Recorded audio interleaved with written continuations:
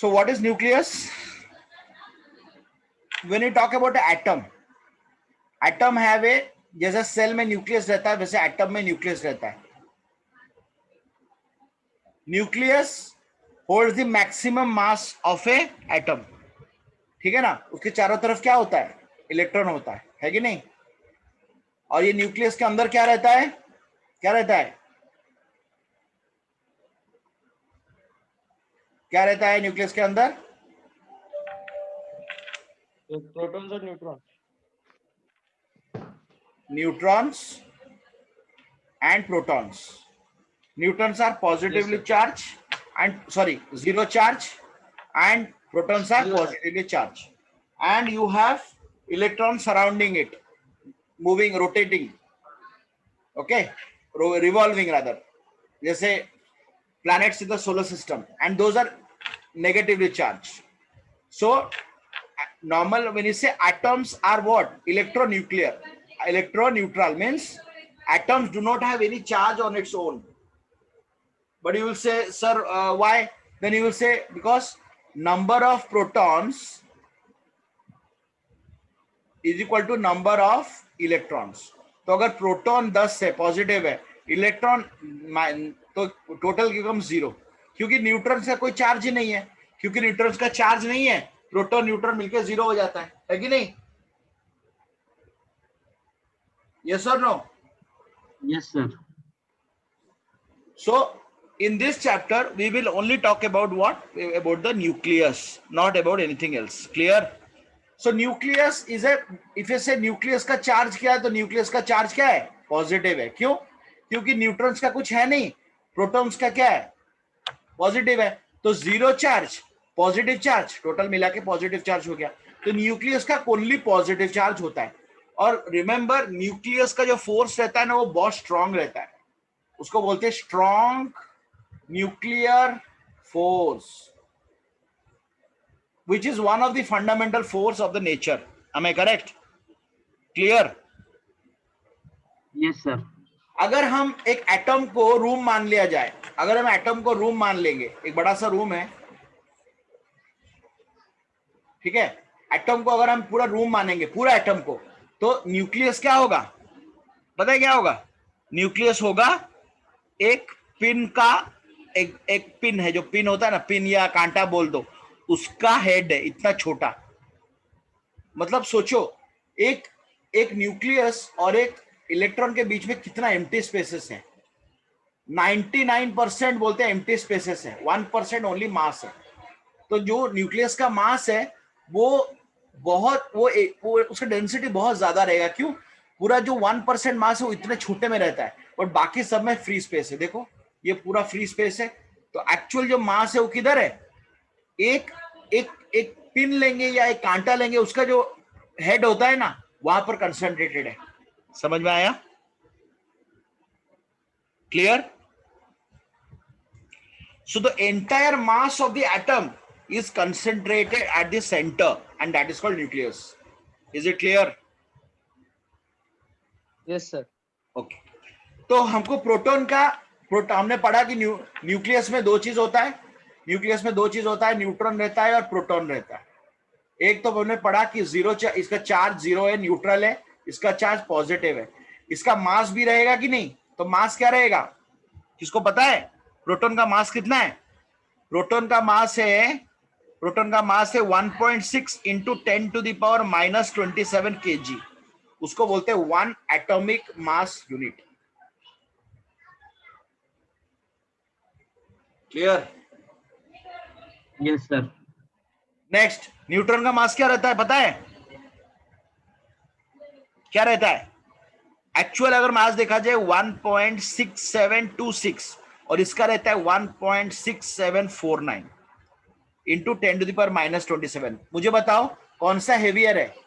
Proton heavier है या neutron heavier है या प्रोटॉन हेवियर है? न्यूट्रॉन है. तो न्यूट्रॉन का जो मास है वो प्रोटॉन से स्लाइटली हेवियर है, छोटा सा. देखो यहाँ 1.6749 और यहाँ पर 1.6726, अंतर कितना है? 0.005 का है कि नहीं? है कि नहीं? हाँ सर। 0.005 का फर्क है। Yes, okay. सिंबल क्या लिखेंगे हम लोग? क्या सिंबल लेंगे प्रोटॉन के लिए? एक प्रोटॉन का सिंबल हम लोग क्या लिखते हैं? 1HH। इसको बोलते हैं क्या? Hydrogen atom. क्योंकि हाइड्रोजन एटम में क्या रहता है? एक प्रोटॉन रहता है। क्या रहता है? एक प्रोटॉन। प्रोटॉन रहता है, इसीलिए हम लोग प्रोटॉन को 1HH भी बोलते हैं। समझा? क्लियर? अभी हमने देखा कि AMU, what is 1 AMU? It means atomic mass unit. What is atomic mass unit? अगर 1 एटॉमिक मास यूनिट का डेफिनेशन लिखने जाएंगे, your 1 AMU is equal to, क्या बोलते हैं इसको? 1/12 mass of carbon C612 isotope. 1 AMU का डेफिनेशन क्या है कि C612 जो है कार्बन का एक आइसोटोप है। कार्बन का कितना रहता है आइसोटोप? कितना रहता है सिद्धि? आइसोटोप कितना रहता है कार्बन का?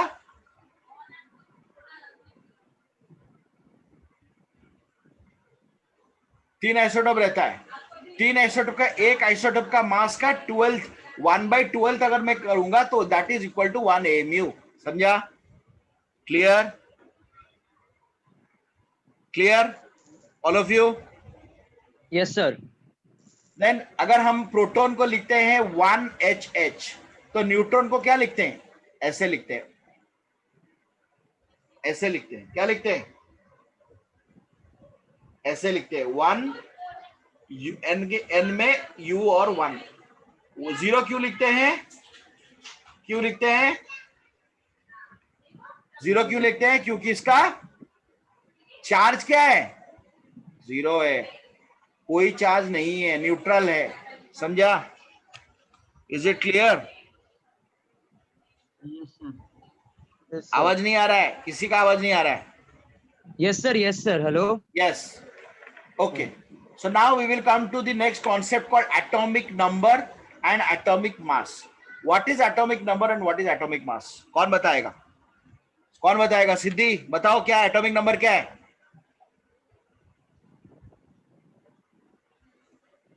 क्या है एटॉमिक नंबर?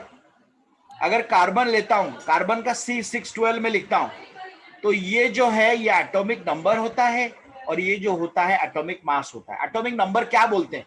अगर प्रॉपर डेफिनेशन देखा जाए तो atomic number is equal to number of protons और नंबर ऑफ क्या? इलेक्ट्रॉन्स। क्या बोलते हैं?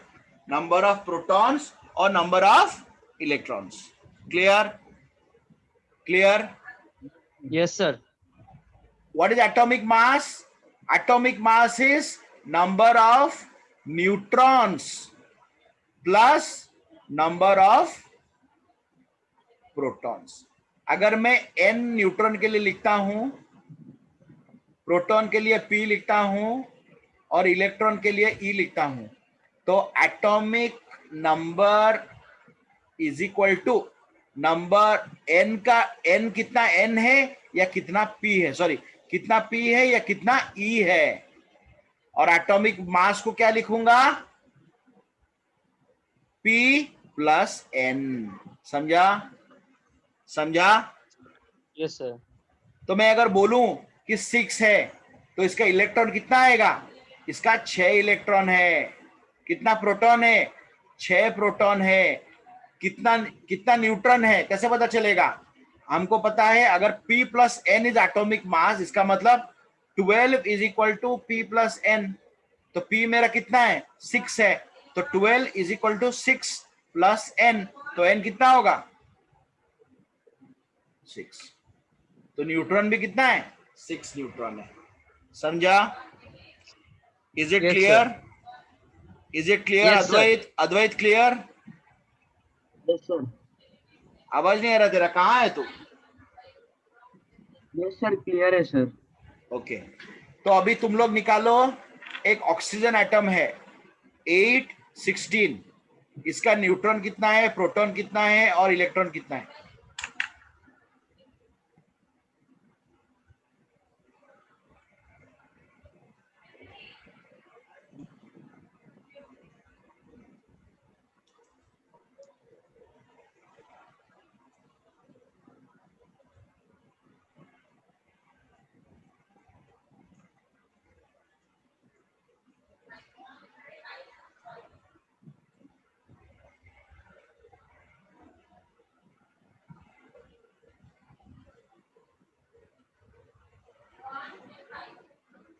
सिद्धि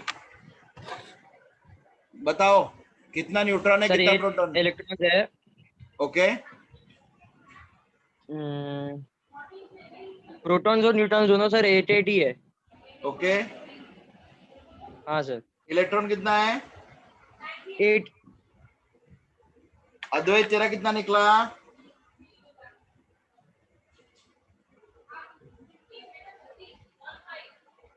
अद्वैत तेरा कितना निकला?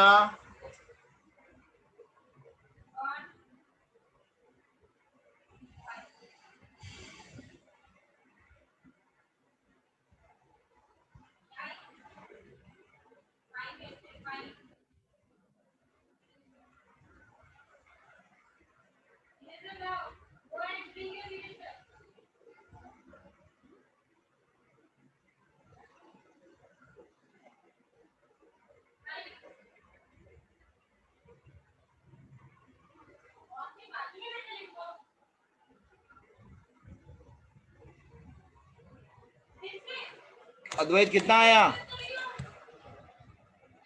किधर गया अद्वैत? आर्यन किधर गया?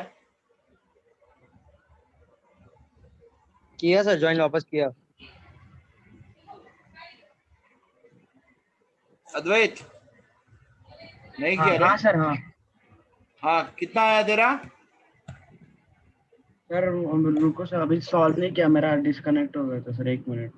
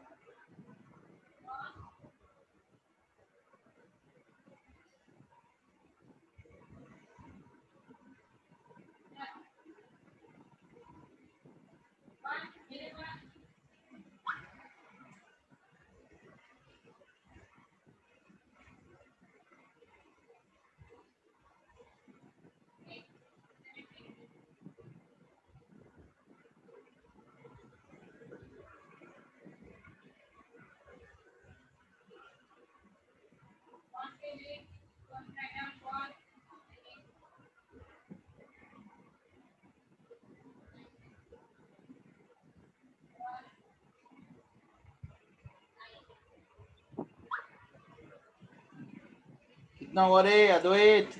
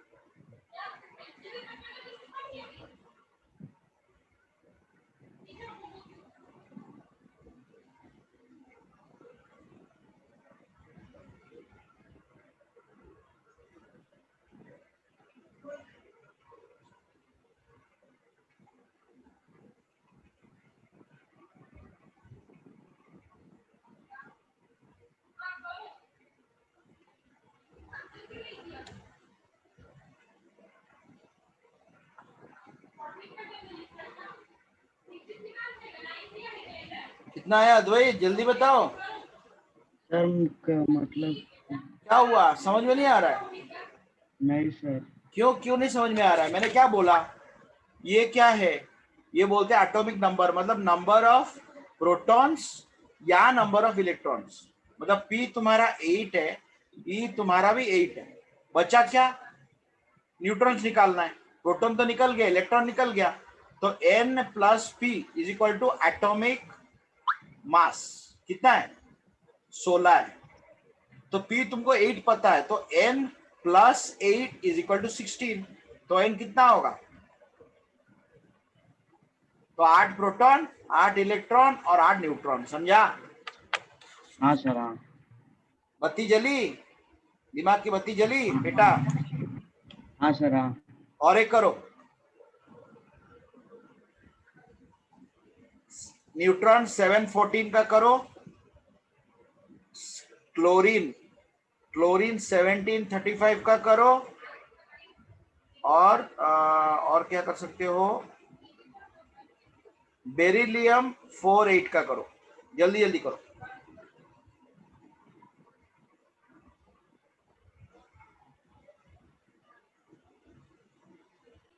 क्या बोला है? सुने नहीं दिया, और एक बार बोल। प्रोटॉन 7, न्यूट्रॉन 7, इलेक्ट्रॉन 7 नाइट्रोजन का। थोड़ा थोड़ा टाइम ले, अद्वैत को करने दे। तू निकाल के रख, एक साथ पूछूंगा, ठीक ठीक है है? चलेगा सर, ओके। हाँ ठीक है चलेगा। हाँ, क्या हुआ? आंसर बताओ, इसका क्या हुआ?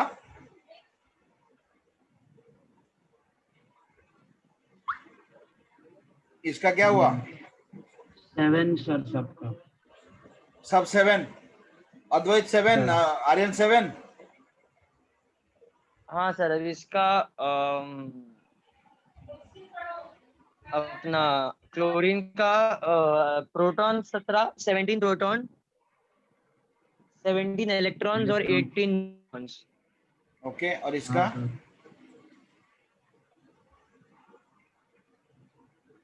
इसका सर सर 4 इसका सबका। प्रोटॉन्स, इलेक्ट्रॉन्स और 5 न्यूट्रॉन्स। क्यों?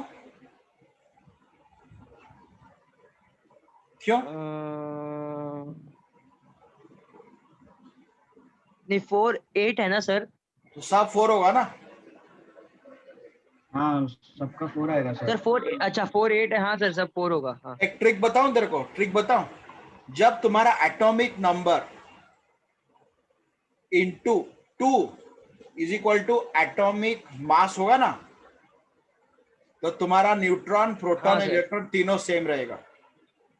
देखो इधर भी देखो 7 इंटू 2 14, इधर भी देखो 4 इंटू 2 8। तो ये दोनों केस में ना 7 7 7 4 4 4। हाँ सर। आया समझ में? हाँ सर। क्लियर ना?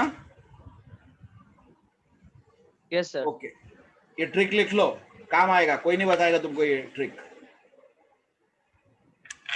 लिख लिया ये ट्रिक? हाँ सर। ओके, अभी हम लोग जाएंगे क्लासिफिकेशंस ऑफ न्यूक्लियस। तो न्यूक्लियस कितने टाइप के रहते हैं? पहला होता है आइसोटोप। क्या बोलते हैं? आइसोटोप। What is isotope? मतलब हाइड्रोजन एक है लेकिन उसका आइसोटोप अलग है, मतलब H11, H12 और H13। समझ में आया? इसको बोलते हैं ड्यूटेरियम, इसको बोलते हैं ट्रिटियम। इसको मैं भूल गया क्या बोलते हैं इसको भूल गया मैं क्या बोलते हैं। इसको बोलते हैं ड्यूटेरियम। क्या बोलते हैं? ड्यूटेरियम। इसको बोलते हैं ट्रिटियम। इसको भूल गया क्या बोलते हैं, मेरे को याद नहीं आ रहा, मेरे को बाद में बताऊंगा, ठीक है ना? तो हाइड्रोजन का 1 1, मतलब इसका 1 इलेक्ट्रॉन है, 1 प्रोटॉन है। 1 इलेक्ट्रॉन है, 1 प्रोटॉन नहीं, 1 इलेक्ट्रॉन है और 1 न्यूट्रॉन है। क्यों? क्यों? क्यों? बताओ क्यों बोलते हैं? क्योंकि इनका न्यूट्रॉन्स भी एक है और प्रोटॉन भी हाँ सर। नहीं, वो भी नहीं। इसका 1 इलेक्ट्रॉन है और 1 प्रोटॉन है, बस याद रखो, न्यूट्रॉन नहीं है इसका। हाइड्रोजन का कोई न्यूट्रॉन नहीं है, समझा? ओके। तुम बोलोगे सर हाँ कैसे? सर। अगर मान लो हाइड्रोजन का रहता है, तो हाइड्रोजन का अगर एक रहता है तो ये वाला तुम्हारा N+P है ना, तो न्यूट्रॉन एक रहता है, प्रोटॉन तो 0 रहता। प्रोटॉन 0 रहता, हाँ सर भाई। इलेक्ट्रॉन रहता, तो चार्ज क्या होता? नेगेटिव होता, नेगेटिव। क्योंकि 0 है। हाँ। इसका मतलब एक इलेक्ट्रॉन एक प्रोटॉन, न्यूट्रॉन क्या है? 0। समझ में आया? हाँ सर। लेकिन यहां पर वैसा नहीं है, वहां एक इलेक्ट्रॉन है, 1 प्रोटॉन है और 1 न्यूट्रॉन है। समझा? ये समझा सर। हाँ यहाँ हाँ क्या, हाँ। 1 इलेक्ट्रॉन 1 प्रोटॉन 2 न्यूट्रॉन। 2 neutrons. तो जब तुम्हारा एटॉमिक नंबर सेम रहता है और एटॉमिक मास अलग रहता है, atomic mass different, atomic number same, for a same compound, for a same element, यहां पर एलिमेंट अलग नहीं है, सेम हाइड्रोजन का, उसको बोलते हैं आइसोटोप। समझा? हाँ सर. समझ में आया? अद्वैत समझ में आया? एटॉम्स, अगर उसको डेफिनेशन प्रॉपर्ली लिखे, atoms of an element whose nuclei have same number of proton but different number of neutron। दो एग्जाम्पल है, दो लिख सकते हो क्या?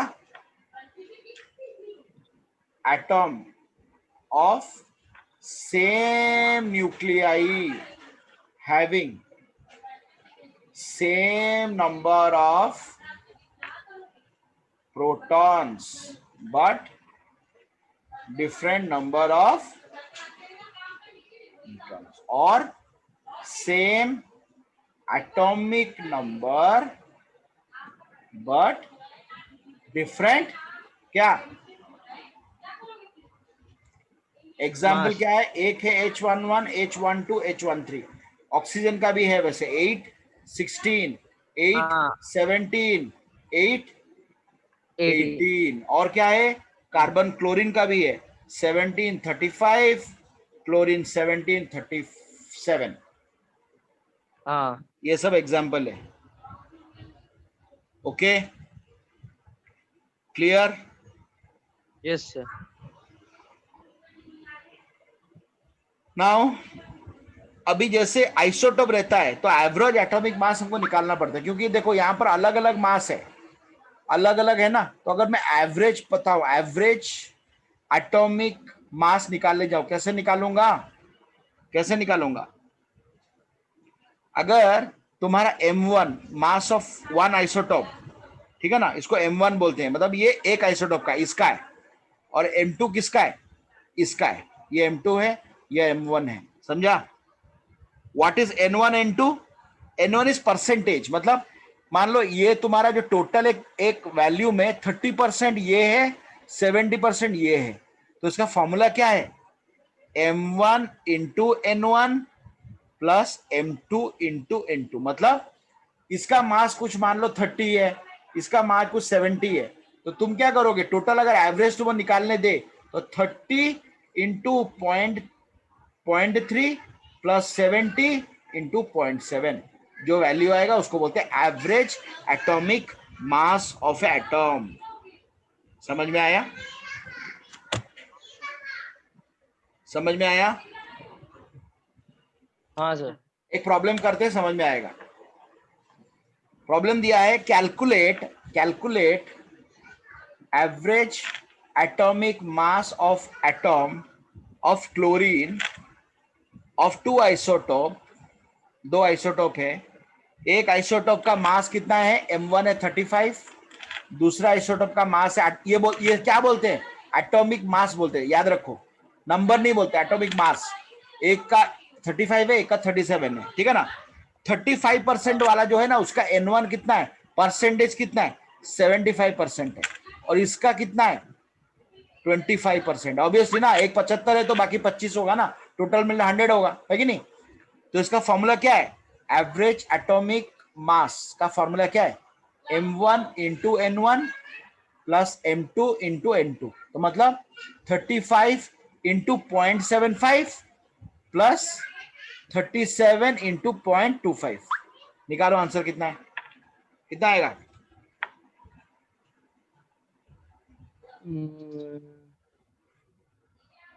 कितना आएगा? कितना आएगा? बताओ बताओ बताओ बताओ। इसको हम अगर फ्रैक्शन में लिखेंगे तो कैसे लिख सकते हैं? 35 इंटू 3/4, और इसको क्या लिख सकते हैं? 1/4, है कि नहीं? है कि नहीं? तो इसको मल्टीप्लाई अगर करूंगा तो मेरा क्या हो जाएगा? 105 हो जाएगा बाई 4, और ये मेरा क्या हो जाएगा? 37/4। तो ऐड करने जाओ तो क्या हो जाएगा? 142/4। कितना होगा? 4 3 12, 4 3 जा 12, 22, 4 5 जा 20, सर उसके बाद 4 5 जा 20, तो 3.5 AMU, इसको बोलते हैं एवरेज, समझा? कभी भी क्लोरीन का देखना एवरेज होता है। तुमको अगर केमिस्ट्री अगर पूछना सर को, अश्विन सर को, तुम्हारा क्लोरीन का जो मास होता है ना वो 35.5 होता है। ये मास क्या हाँ सर, बोलते हैं? एवरेज एटॉमिक मास बोलते हैं, क्योंकि क्लोरीन का ये नहीं रहता है, क्लोरीन का आइसोटोप में रहता है।